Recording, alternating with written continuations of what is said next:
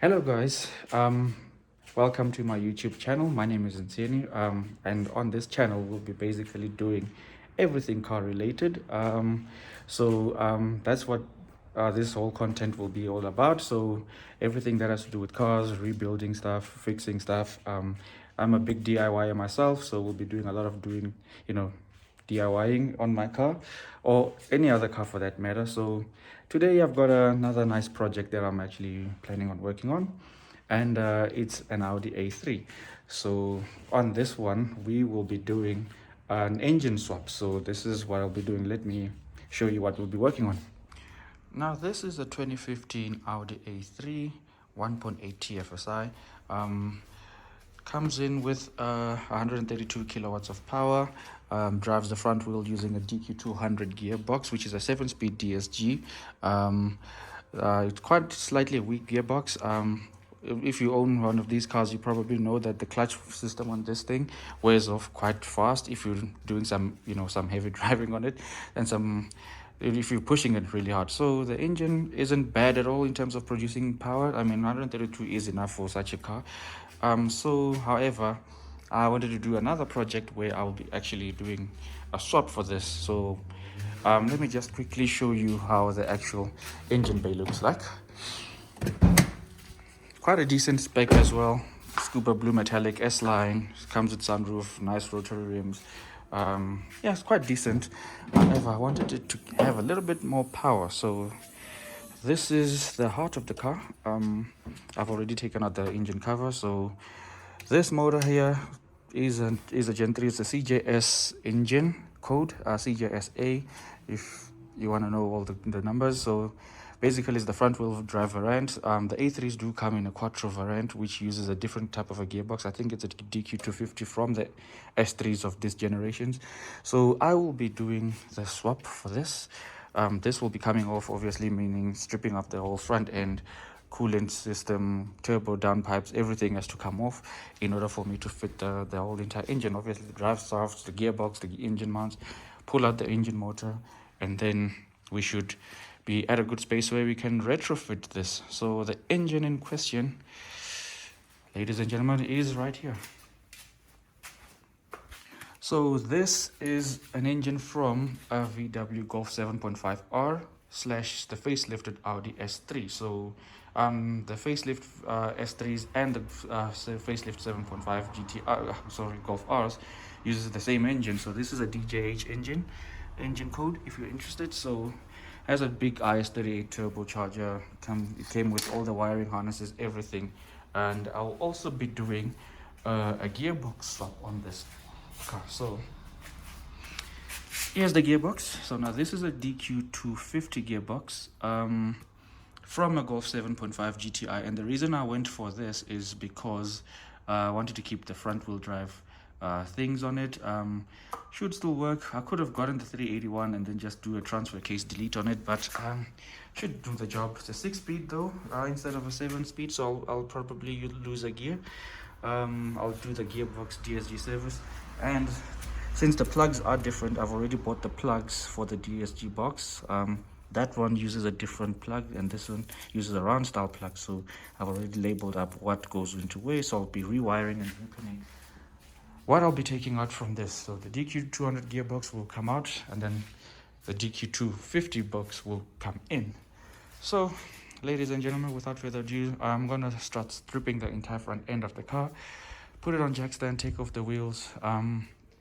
Once I'm done with that, take off the entire front end, the radiator pack, drain the coolant system, disconnect everything that has to be disconnected, the battery, the airbox, the ECU plugs, everything has to come off, engine mounts. And then because I'll be pulling it out from the front, I'll have to take out everything. Yeah, I don't want to lift it up from the top, since I do not have enough space. As you can see, I'm working in my garage, so I don't have fancy lifts and everything. So I'll be working on jack stands.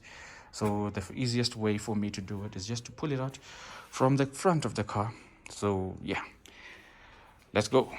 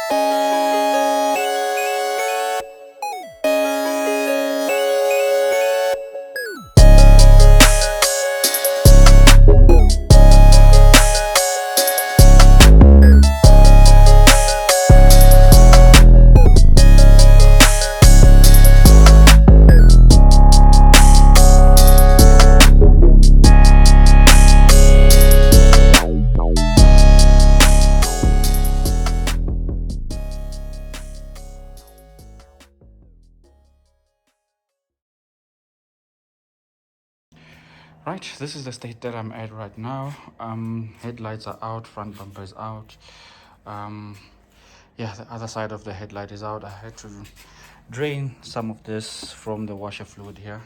Next step is to unbolt the crash bar, disconnect the intercooler pipes, coolant pipes, drain the coolant, take off the crash bar, and then the radiator pack. I'll take this out as one unit. I don't want to separate it up apart.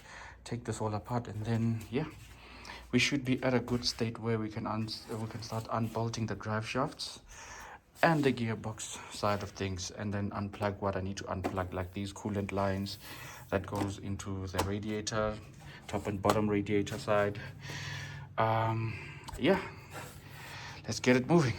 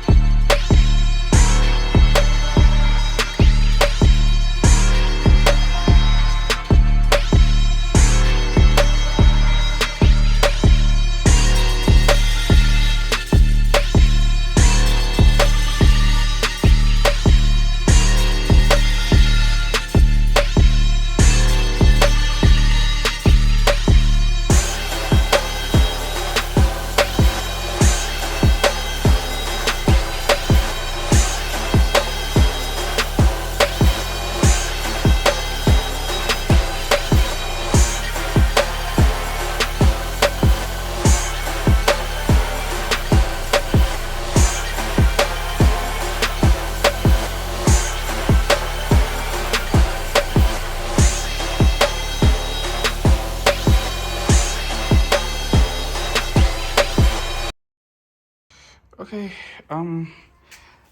pretty much everything else has been disconnected now. Fuel lines have been disconnected, the downpipe has been disconnected, heater pipes have been disconnected, turbocharger inlets has been disconnected, the starter motor I have removed, coolant lines are out of the way. So yeah, now it's just a matter of taking off the wiring gearbox, this connector for the selectors, and then yeah, we should be at a good space to take off the drive shafts on the gearbox and the other side, and then yeah, remove the mountings. After taking off the mountings on the gearbox, take off the mounting on this, then we can use my crane to actually pull the engine out obviously I'll have to, before I take off the mounts, I have to sink it up in. I have to hook up my crane, make sure that it's nice and secure so that when I drop the bolts it doesn't fall. So yeah, making good progress. So yeah, to remove the gearbox wiring, you just need to pull that plug off, and then that disconnects that pull up this one, disconnect that sorts out the two harnesses for my ECU plugs, the body and the engine one. So the next step is for the gearbox one, is just to pull this plug outside. That comes off easily, and then now the gearbox plug is unplugged as well. So next step I'll be doing the selector clips. Yeah, from there do the drive shafts. It's quite a long one. I'm gonna have to use my creeper over there so that I can unbolt those shafts, take out this shaft bolt as well, both on the other side. Then yeah, we should be at a nice space. Yeah, making good progress. Downpipe is out. The oxygen sensors I have disconnected. Yeah, I don't think there's much left to do, honestly. Starter has been disconnected, plugs have been disconnected, ECU has been disconnected. So now this, I can just take it off its bracket. This is the ECU. I can just put it safe in my collection here, and then that will be ready to go in soon. So yeah, so I'm at a state where I have now disconnected pretty much all the things that I need to disconnect. The next step is just to unplug a few stuff, like the selector cable linkage here, the downpipe, disconnect the drive shafts. Once I've disconnected the drive shafts, I'll take my engine crane, hook it up on the crane, and then once it's on the crane, then we can unbolt the engine mounts. Once the engine mounts have been unbolted, then we should be at a spot where you can take the engine out. So yeah, as I continue. Right, so the next step that I want to do is disconnect the drive shafts. There's about 6 bolts on the shaft itself, so that's the thing that I want to do next. It's all dirty. Get that cleaned, obviously. So I want to disconnect the drive shafts from both sides, and yeah, the gearbox is in neutral so that I can rotate the bolts properly without any issues, and then work underneath the car. So yep. The next morning.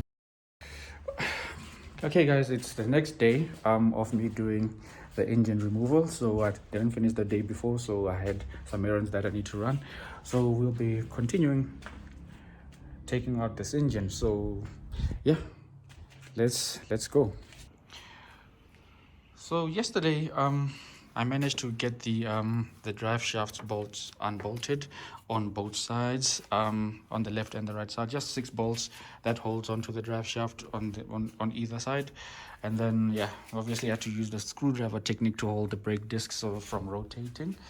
Yeah, the next step is to undo the dog bone mount, take the engine crane over there, and then just hook it up on the engine.